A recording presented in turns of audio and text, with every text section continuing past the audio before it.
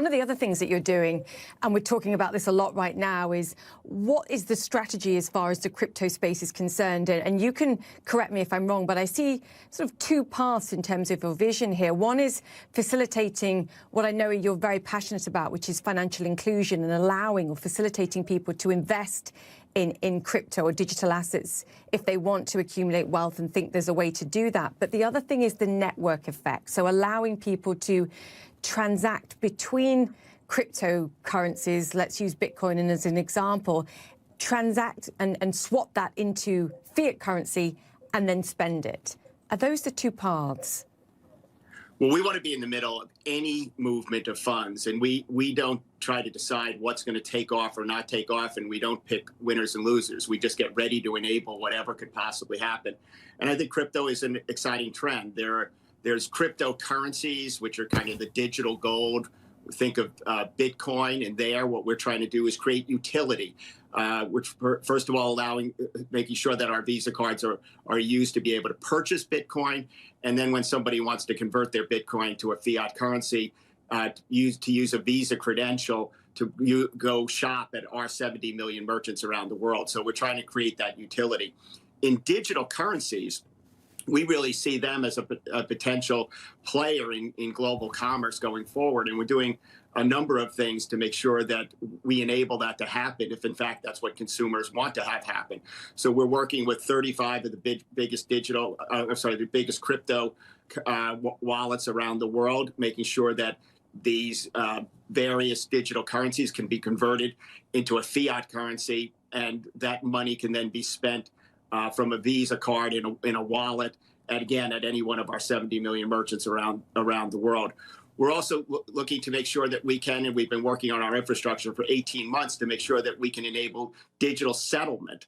Today, we allow transactions in 160 currencies, and we settle in the evening on 25 different currencies. Over time, I looked at for us to be able to settle in cryptocurrencies, and we're experimenting with that right now with a couple of issuers, and over time with acquirers. And then last week, I think it was, we announced a set of crypto APIs, which are basically allowing a bank for their customers to have an on-ramp through their mobile app or through their website to be able to go buy, trade, and custody cryptocurrencies like Bitcoin. And our first pilot is with First Boulevard, a company that's focused on the Black community in the United States and trying to help them get to a state where they're more financially included in the mainstream. And that's something that's extremely important to us.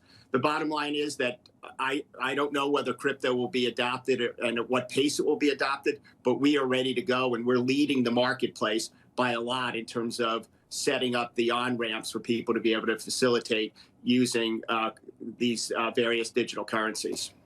If it's happening, you want to be there.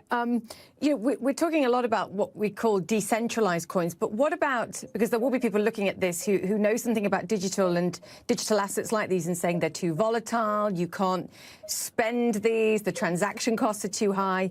What about paving the way one day, and central banks are clearly talking about this as being a facilitator of using central bank digital money, so a Fed coin, a Bank of England coin. Can you envisage a future where that becomes perhaps a bigger part of the network than any of these individual coins that we've just mentioned?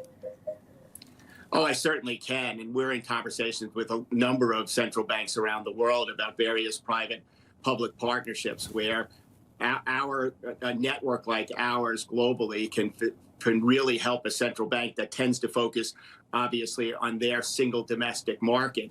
And we have a network that spans virtually every country and territory in the world, and we can help facilitate much wider utility in terms of buying if these central bank digital currencies take off. And I think there's likelihood that they might, and I think that they could be a vehicle that helps uplift some of the 1.7 billion people around the world who today, Julia, are outside the financial mainstream. And that's an objective that we share. We want all people to be in the financial mainstream, and we're going to continue to do everything we can to enable that to happen. It's going to take a long time, but we're patient and we're in it for the long term to make it happen. Yeah, and you have all sorts of programs, which I would love you to come back and talk about again, including digitally enabling 50 million small businesses around the world. And you've got all sorts of programs which are phenomenal. I have about 30 seconds left, so I'm going to ask a question that I've been asking all CEOs and presidents of big companies. Any plans, in light of what Tesla's done with cash on the balance sheet, to swap out some of that cash and buy Bitcoin, for example, or digital assets to diversify your balance sheet, Al? No, we have no plans to do that, Julia. Our focus at this point is 100% on being ready to enable digital currencies to be have utility and be used in a safe, secure fashion for consumers around the world, if in fact that is what takes off. Yeah, you've got enough going on. Fantastic to have you on the show, and please come back and talk to us soon. Great to have you with us, Al Kelly, the Pleasure, CEO Julia. of Visa there. Thank you. Thank you. All right, you're watching First.